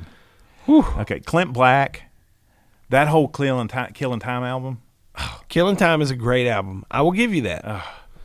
But that doesn't put you over the top of what I've laid out so much evidence, in my opinion. Well, let's let the people The decide. scales have tipped so. You're going off of man. you're going off of this weird No, I ain't going off popular weird, nothing. pop country BS crap. It's just You can't say no. I don't agree with that. You can't equate these things that we're talking about to Florida Georgia Line or Luke Bryan. You can't do that. they set the stage for them. There would be no Florida Georgia Line without Brooks and Dunn. That dude, you need to go home right now. Red Dirt Road, Florida Georgia Line, and look, I kind of like Florida Georgia Line. There are a lot of those songs. See? I got kids; they love Cruise. They love these I have songs. no idea what you're talking about. Well, no idea what you're but talking if about. you did, you would be bouncing in your car. No, I like, wouldn't. in your I would little be wrapped Rover. I would over be there. vomiting. Oh no, you wouldn't. You'd be like, "This is how we roll." You'd be so excited about it. You windows rolled down on the way home to Whitehaven. You'd be over the top about it. Okay, no. Man, no. Okay, so again, this is all preference stuff. Reba is I think she's 25% 80s and 75% 90s. Great. So I think George Strait is 75% 80s and 25% 90s. That is crazy talk, son. No. That is like you can't have an honest conversation if you think he's So like 75% 80s. Reba is whoever's in New England is an 80s song. That was an Okay, 80s all song. right. That's a great song. Okay, great. I give that 25%. Oh my. We're going to move on. Did you want to pour The something? dominance of Alabama That is a big one for you.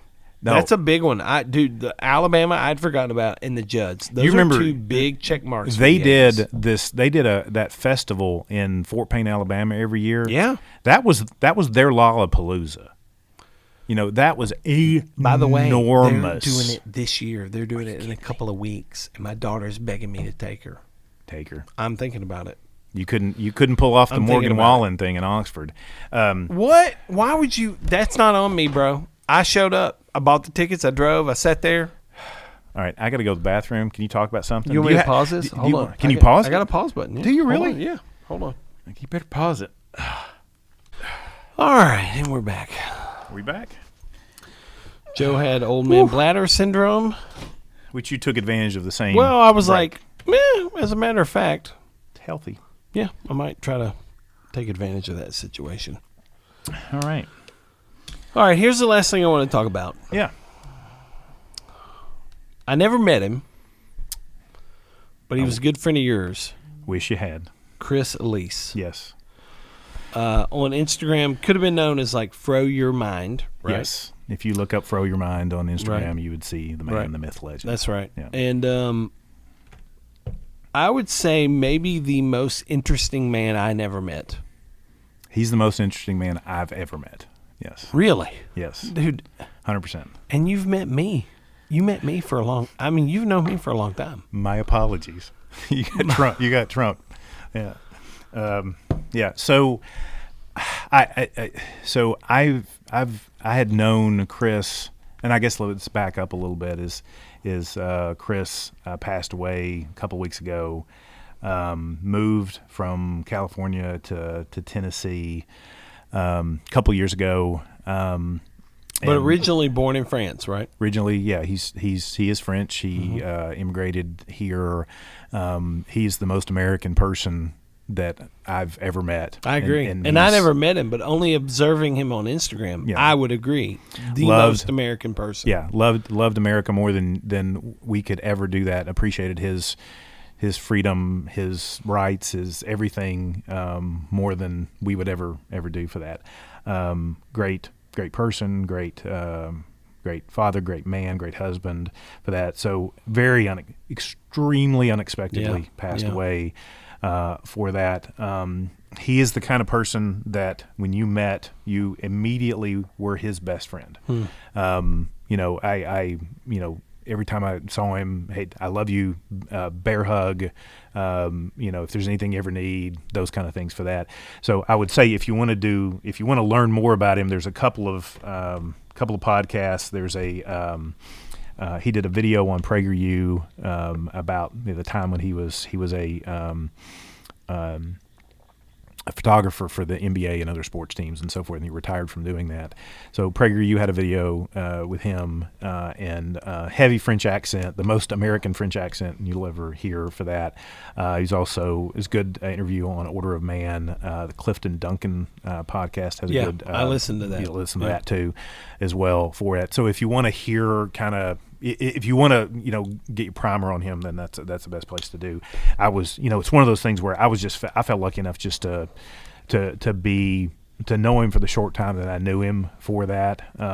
So there's, we had this past weekend had his funeral, and a buddy of mine did one of the eulogies, and he wrote in here. I'll try not to go Easter slobbery here on you, Chris. Okay. Hey, and if you do, that's okay. You want me to do that, don't you? Do you want to pour something neat before you Yeah. do this? Why don't we do this? Will that help you a little bit? Yeah, so here's what I'm going to pour. I'm going to pour the Leaper's Fork Freedom and Whiskey Gang Together. What a great pick for this moment. Yes. I love this. Freedom and Whiskey Gang Together 2023. Yeah. It is a Tennessee whiskey pick. I'll let you pour yours there. Now, you know what I'm going to do? What are you going to do? Well, You're going to pour a lot. Because you always, if it's my bottle, you pour a lot of it, right? But he bought a ton of those when the night that got released over to the distillery for that. And I would say also, if you haven't been by Leaper's Fork Distillery, this is not an ad, but not only is it the local distillery, but it's good. it whiskey. is, man, I'm going to tell you. As an aside, because I don't want to take away from what you're talking about, Chris, but fine. I do believe Leaper's Fork Distillery is making some of the best whiskey in the country right now. I believe that. And we're lucky. I mean, it's right here. less than 10 minutes from yeah, it, right? 20 minutes from yeah, from so close. And really, I mean, they, Jack Daniels makes more in an hour than they make in a year, oh, right? My goodness, yeah. For it. But if you're in town and you're making a checklist of, hey, here's all the stuff that I'm going to do for it, book a tour, go over to Leaper's Fork Distillery, say hi to my son who's over there. But hey, Grady. Yeah, but. So good pour for that. So proceeds from this bottle go towards this Freedom Whiskey Gang Together nonprofit. Ton of support for veterans and military personnel for that. Cheers. I will say that is a very Leaper's Fork Distillery, and just knowing Lee a little bit. I mean, he's not my best friend or anything, but I know him a little bit. You got to have him on here too. That's a great idea. That's a great idea, Joe. That's why I like having you on. You come up with great ideas. But Lee and Amber, the group that run that distillery, they are a patriotic bunch.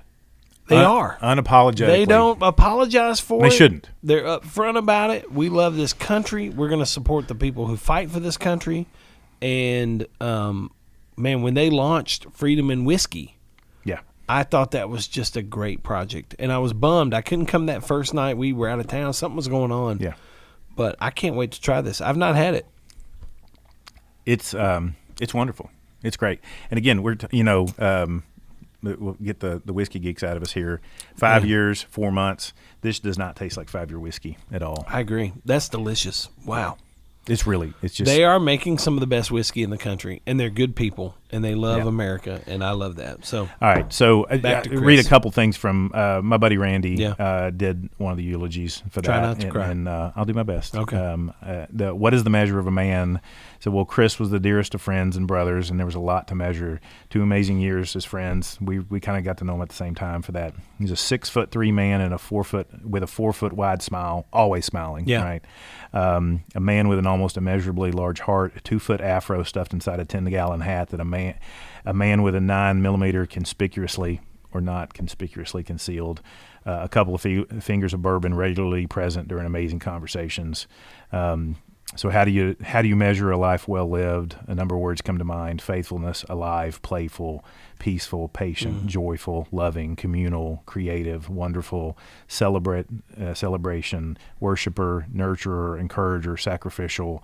And he was all. I mean, you put together a list of things that you want in a man, and a friend, and a husband, sure. in a father. He was all of those things in place. And I would keep saying after I met him, it's like, you got to talk with him. You got to get him on here. Yeah. And we just missed that, And it's unfortunate that you didn't get to spend some time with him and didn't get a chance to meet him for it. Just bigger presence than you could ever imagine out of anybody, and it was all of it was real, right?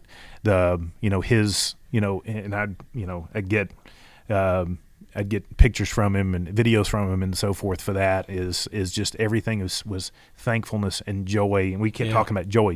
Is he lived joyfully, he loved, he passionate for his friends, would do anything for him for that, for it. So I'd recommend folks that because you're not going to hear an interview with him here, right? So, so that we've got to remember the good people, and we've got to celebrate the good people. Amen. And that's what we've got to do.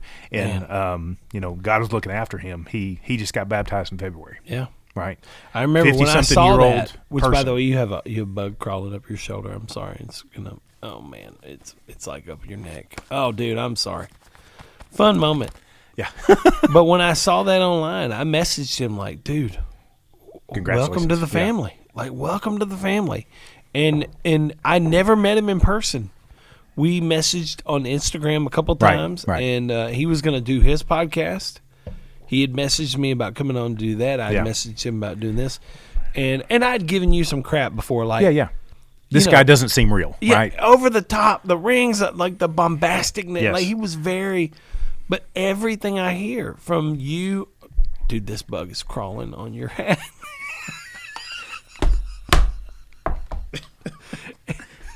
Everything I would hear about from people who actually knew him were saying the same things. Like they were saying this. It wasn't guy, just stupid me saying this, right? It wasn't just you. Which if it were, I would have been like, well, we know this isn't real. Yeah.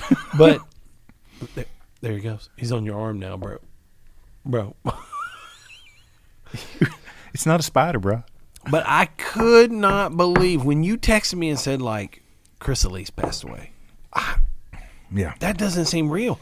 I never met the man, but it just from what I knew on Instagram, he was larger than life. And candidly, this is one of those moments where I'm going to get vulnerable with you. Me poking fun at like, oh, the rings and the hair. Right. Is me being intimidated by him. Oh, 100%. Because, my goodness, how could you be around somebody like this who is so just has a huge personality? You know? I'm very clearly not cool enough to hang out with him ever. Yeah, and I felt that same way too, and I think that was some of my insecurity coming out. Yeah, but I think you programmed rightfully so to say that's all superficial. Yeah, that's all fake. 100% was not with him. Yes, was not with him. Is not with him. Yeah, for it, and whether it's and when I say like love America for that, like intense love of America for that.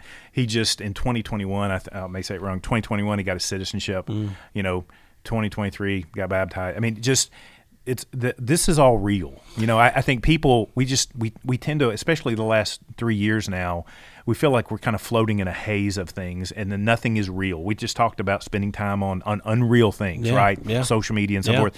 That those are snapshots of somewhat of a reality, and for the most part, not reality for it. But this was real, right? And that the most real. I appreciate I appreciate the small time I had, and then I envy the folks who had, whether it's his wife and kids and so forth, that had all this larger time with him. Because I there are times where I just sit back and go, I miss him, and I'm like, I can't imagine what you're going through. If I knew him for 2 years, and but didn't get to spend the time that we did. But regardless, there are good people out there. We need to celebrate those good people, and we need to hug our friends. We need to hug our family. Yeah. We need to tell them we love them because we don't know the time and we don't know the date.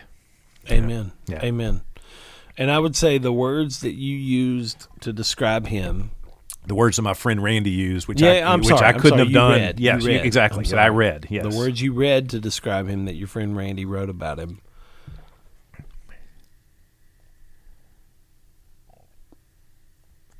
That's what we should all have those. Right. We should all hope that we have those words. You would hope that if when somebody is giving your eulogy, they use those same words. Yes. And I kick myself because I look at those and go, it's not me all the time. Well, it's challenging. Yeah. It's like, hard. Hearing those, I go, I do love my wife. I do love my kids. I do love my friends. I do love my country. I do love but there are some of those things that I take for granted. Oh, 100%. What just happened there? In this bag, you looked at it too. Did something go down in there, or was that just like a natural? I think it was a shit. Okay, good. Yeah.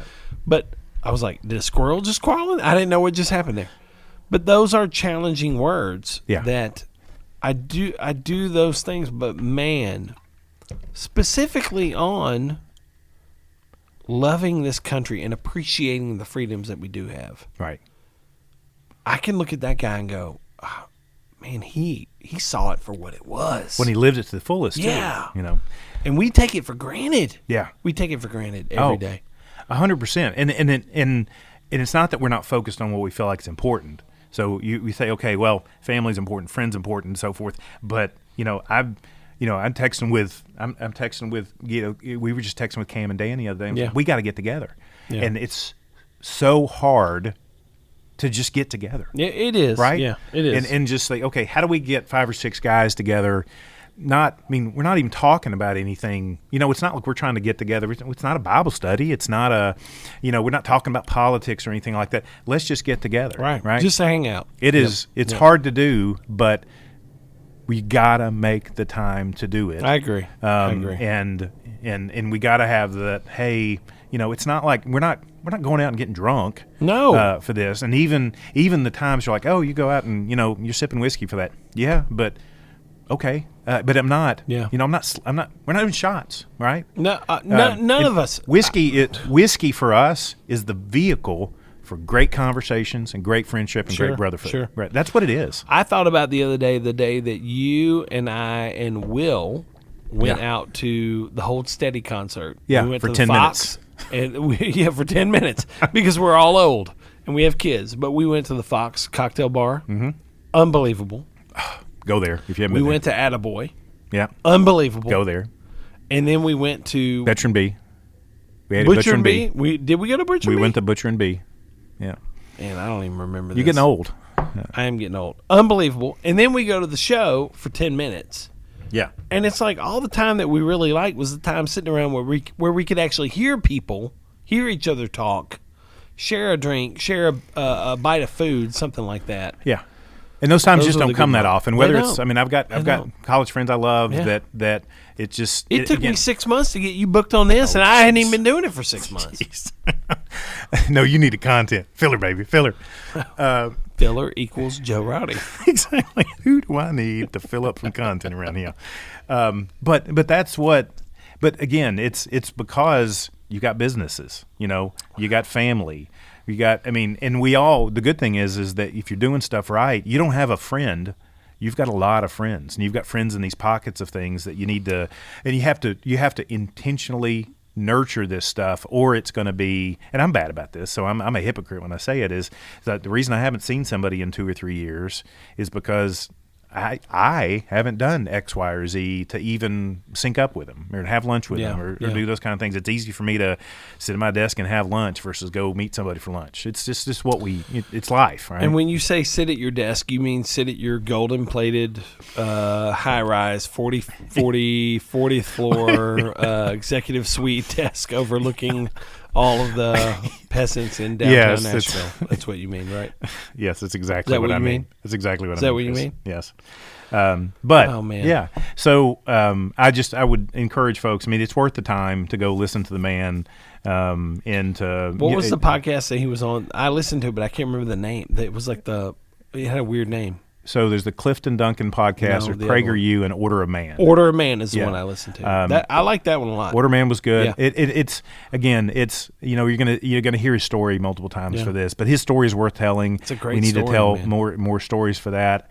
Again, just at any time. I mean, folks lose people every day for that. So I keep praying for his family and his friends for that. There's people who's listening to this who have lost people lately, and you want to pray for them. And it's a hard road for folks because the world, we've lost somebody. When we lose him, there's so many, but there's millions of other people that we've lost, right? So everybody's lost somebody for that, and you got to keep them in your heart.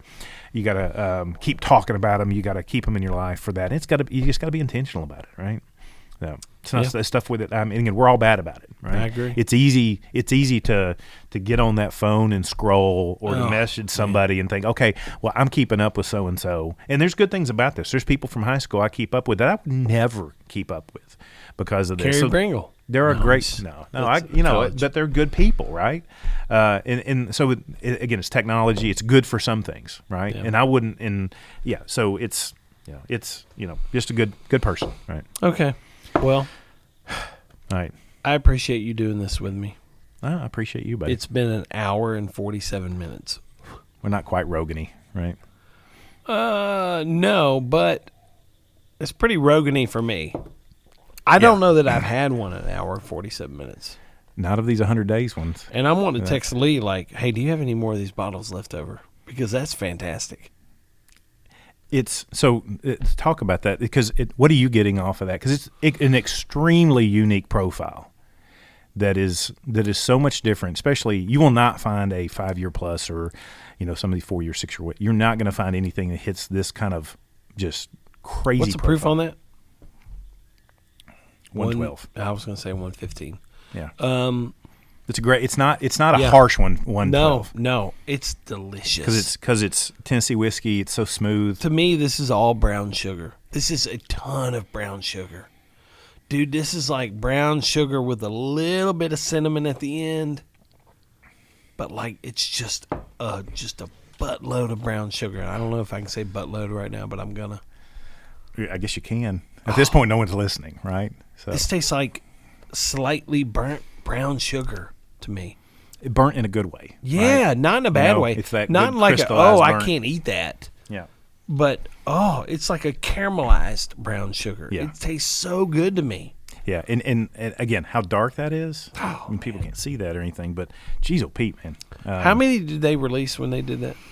Let's see if it's got the number on it. 103 of 184 from the single barrel. They did two things. They did a batch, and they did a single barrel. Okay, I gotta find my light phone and text Lee real quick. Can you text him from that phone? Well, I mean, I can, but it's going to take me about 3 days. I mean, You have to. Is it like the old dude, flip phone? look, no, it's like it looks like a Kindle, and so you push like, boop, I see boop. other Joe. It's on like that. it's a weird. So am I on this before other Joe?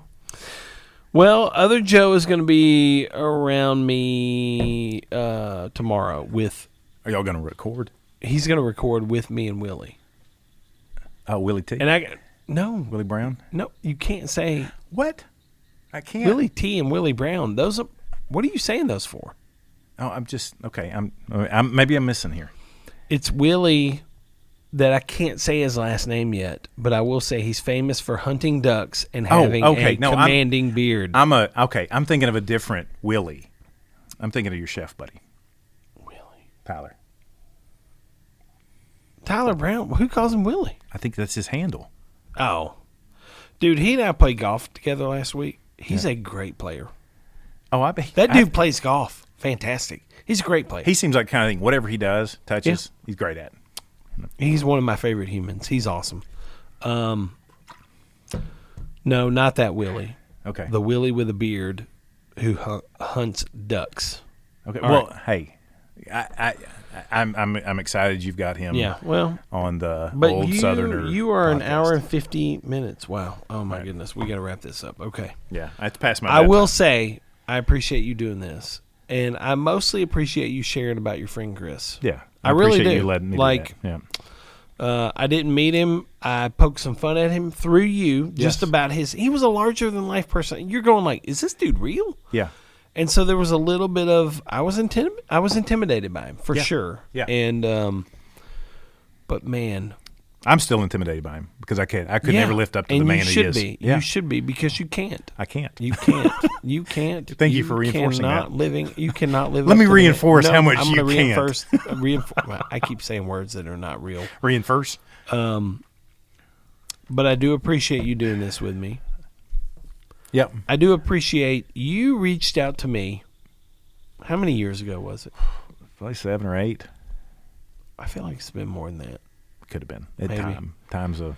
And you and I met at Honest Coffee at the factory. We did. And we had coffee. And I instantly liked you. I don't like many people, but I liked you, Joe. I don't did. either. I don't You're either. one of the 2 Joes I like. And I feel great that I made it onto this before other Joe. well, he's on earlier. I did Is he? I did an episode with him a long time ago because he and I were going to do a. You're going to do a barbecue. we thing. were going to do a barbecue podcast together called Q. Yeah, that felt. But fair. then, that's not working. Because I don't have time for a lot of these. I need to do this and only this. I can't do multiple things. I don't have time for this. I'm going to do this 100 days straight. I don't have time for this 100 days straight. But I don't have You're time. calling out my hypocrisy right now, and I'm okay with it. Your hip hop hypocrisy. But I do, I enjoy this one. It's hard. It would be hard for me to do too. But Joe's great. You're great. I appreciate you doing this with me. I appreciate you, man. I'm going to say goodbye now. Bye-bye, Joe. Bye bye.